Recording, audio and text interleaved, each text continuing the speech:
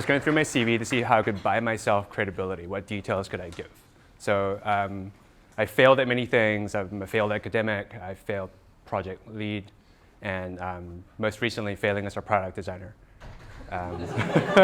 We're at Sailthrough, and I thought, like, what stat can I cling on to? So what credit can I take in order to lend myself a little bit of credibility? So I work for a company where we're based in New York, and we send email and push notifications. Our big days tend to be Tuesdays. We have T-Mobile Tuesdays. They're one of our clients. And so on Tuesdays, we send about 30 million notifications. And last Tuesday, it happened to be Amazon Prime Day. And so these are all shopping days that I had never heard about until joining Sailthrough. And on Amazon Prime Day, we push 90 million notifications. So my job is to make it easier for you guys to get spam via your mobile phone. That is the most credible thing I have.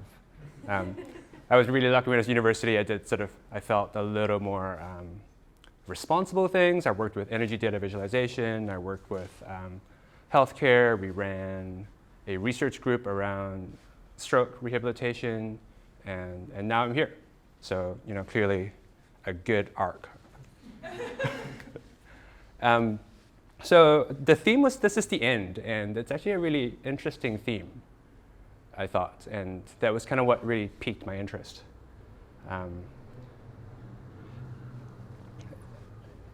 And obviously, I'm coming at this from the lens of, I'm a designer. I have a number of different sort of interests. As Anya mentioned, I wear different hats. And so these are observations of students, watching my colleagues and friends start personal projects, sort of postmortems at delivering software. And my God, we were really awful at delivering software for a while, where I last worked. And sort of, I was really awful at delivering software for a while. Some of my former colleagues in the room. And like a lot of navel gazing.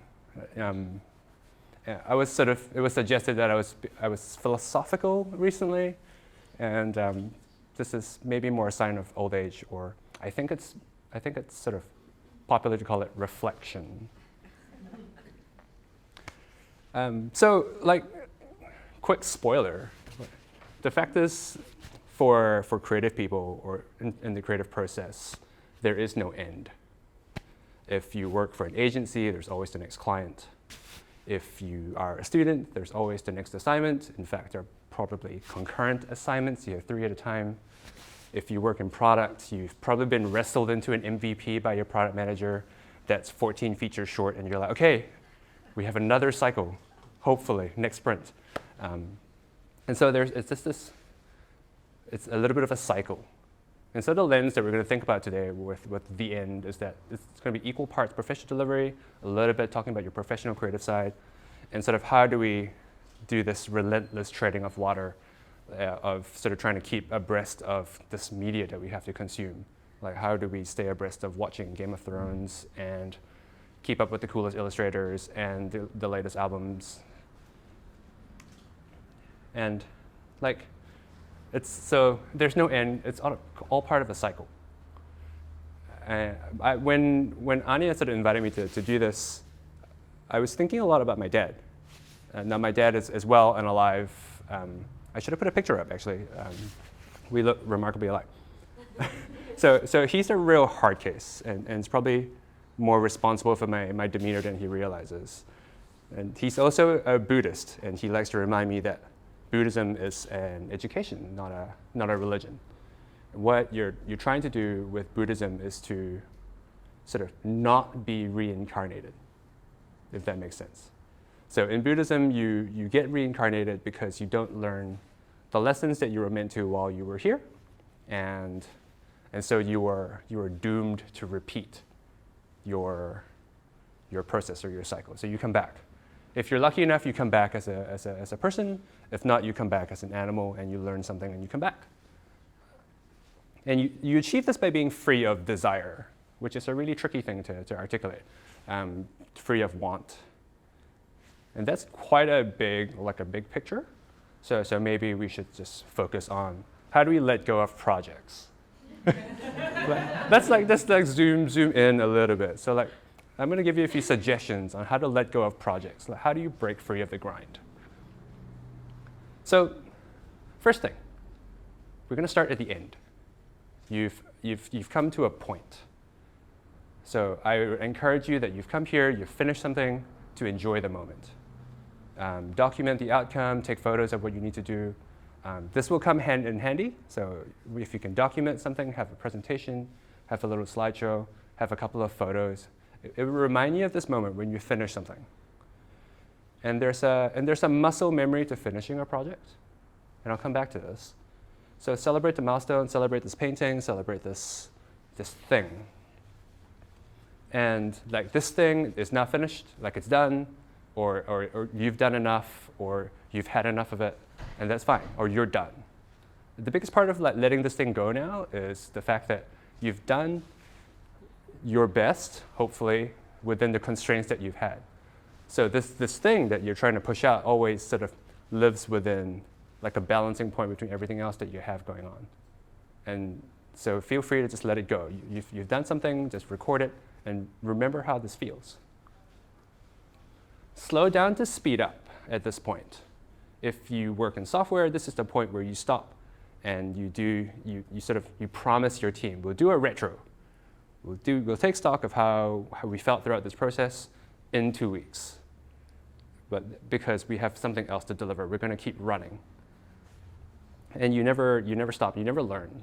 So I highly recommend here is that you stop, you sort of slow down.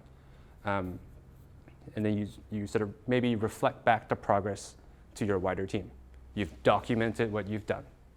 This is what we've achieved. Yes, we hit our target. No, we didn't. Look at my beautiful painting. Hi, Mom. This is my painting. And just take stock. Because you have to remember that done is better than good in a lot of cases. This is like a bad paraphrase of Voltaire. Voltaire claims that perfect is the enemy of good. And like what the problem tends to be is that when you focus on the value of this thing, this thing in its sort of complete, perfect state, you lose sight of this intrinsic value of the conversations that you have when you share it, when it's a little bit more open, and you sort of lose sight of the potential lessons of the journey. Because if this is not the end and this is part of like a longer creative cycle, then you need to sort of let it out there and be open with what you have. I think the focus on the good sort of implies a more closed mindset, like this vision of the personal, like the individual artist genius tinkering away by themselves. Typically, it doesn't work. And it's a lot easier to be more open about finishing when you don't think about finishing as the end, when you don't have to deliver this perfect thing, when you're just together as part of the journey. Full caveat, I am probably one of the worst people at this, like just atrocious. But hopefully I'm getting a little bit better. So that's sort of the focus of the end. And like, I'm gonna sort of give you potentially contrasting thought, but sort of bear with me. So has everyone heard of the 80-20 rule? Yeah, lots of quiet nods. So like the 80-20 rule suggests that we spend 20% of our time and we get 80% of the way there. And that we should maybe not focus on the last 20% because we've already achieved most of the value. And that's, again, if you work in product, that's a relatively product-centric view. This is the MVP. We've done 80% out the door. Most of the value, actually, in my opinion, which is why I'm terrible at sort of releasing, like most of the value, in my opinion, actually is in the last 20% and getting better at being faster at 20% or like knowing when to stop. Because the 20% is actually where the difference is made. Like if anyone can push out 80% worth of value, then how do we raise the bar together, right? Like the last 20% is actually where the difference is going to be. And it's like a sticky middle ground. And hopefully with muscle memory of finishing, or like finish, you get to a point of knowing what the difference is, like what the point is that you should release versus what the difference is that you're just procrastinating now, that you're holding on to something. Like the best analogy I have is sanding. I trained as an industrial designer back when industrial design involved making things with your hands. Now you just 3D print, which is cool. But we used to sand things, and you were taught to paint in multiple coats, and then you take them down between coats. So you paint something, and then you sand it down with 200 grit, 400, 800, 1200, and then eventually 2000. And then at some point in 2000, you have to polish it. And if you get it wrong, you have to go back to 1200, 2000, 1200, 2000. And I would spend days doing this. And at some point, you sort of figure out well, maybe I'm just procrastinating on this sanding thing. I'm hiding away in the workshop sanding because there's something wrong with my project, or there's something that I'm not particularly happy about. But here I am trying to make it better in the most infinitesimal way that no one is going to notice, except me. Of course, my lecturers used to take my model, they took everyone's models and held it up to the light. So eventually they did find the imperfections. So I wasn't too wrong, but I now, as a result, really, really fucking hate sanding. With a passion. And there's no real shortcuts with work, with the creative process. I think with this goal towards getting to the end, or our relentless pursuit of the end, we sort of always ask ourselves, is there a faster way? We look for tooling that helps us achieve something better. We think, this sketch plugin is going to change my life. Most of the time it does, to be fair. And there's top 5 life hacks for designers to be more designery. There's some secret sauce that designer has that obviously made them who they are today. I hate to break it to you, but there's no magic pill, because lots of people would have bought it by now, I think. There's just kind of no real shortcuts to this. And sort of the key answer is to give a shit about the work, because then you're not looking for a shortcut. So this is Aaron Draplin. Aaron Draplin is this brilliant, mega hardworking graphic designer. You'd know him from Field Notes. Have you seen those little notebooks? And Aaron, I've listened to multiple podcasts. He cares about the details, and he cares about the details in the mundane.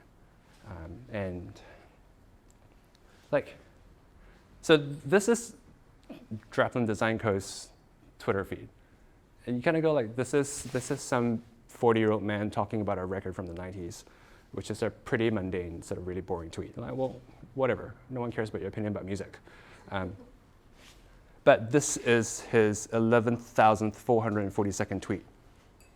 So every tweet starts with this tiny, tiny label of where we are. And if you can sort of polish the detail of even the most mundane, that's an attention to the process. And the work kind of ends up being the work. So this is Jeff McFetridge, and he released a book recently, which is a really lovely tome called Coming Back is Half the Trip, where I think I'm going to read you a quote. The purpose of the book is to show the process, the chain of drawing things 5 times or 500 times until you get somewhere. The book hopefully gets to capture the essence of the thinking, the meditative, repetitive process of developing work.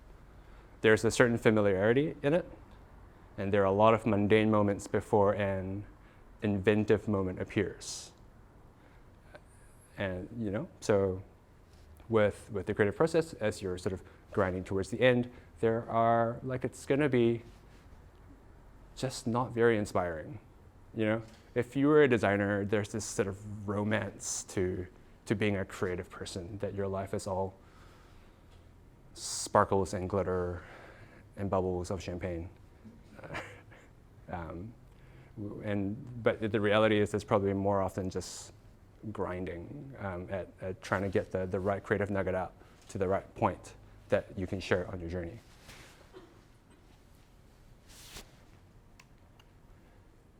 And so if you were building your muscle memory from releasing and finishing things, and you're leaning into the process, and you understand that this is what it's going to take for me to get along the multiple steps of the journey, then when you sort of hit a wall, you're totally allowed to just chill. Like, it's okay. You've done this before. You know, you can take a step back and you can breathe through this wall.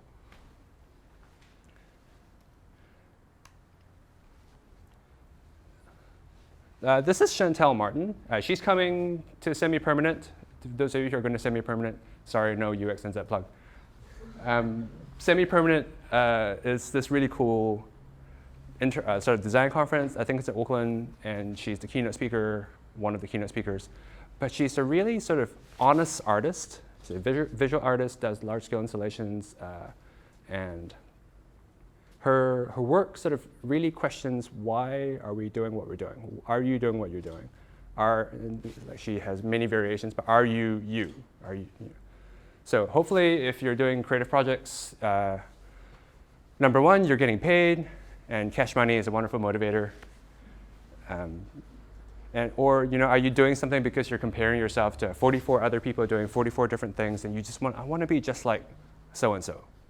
I was looking at a former colleague's portfolio, and he's now again a concept artist with a local games company.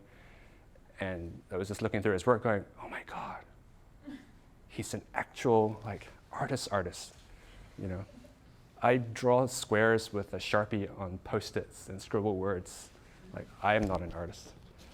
And it's really hard to compare yourself to all these different people within creative fields because you're so diverse.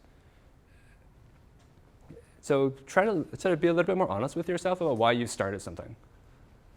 Or are you a starter? Are you not a finisher? Is starting just the key point, the excitement is what you're after? And if it is, then it's okay. But the focus sometimes can be on just going. Go wide. You don't have to just keep doing what it is that you're doing. High-level musicians typically play more than one instrument, sometimes 3.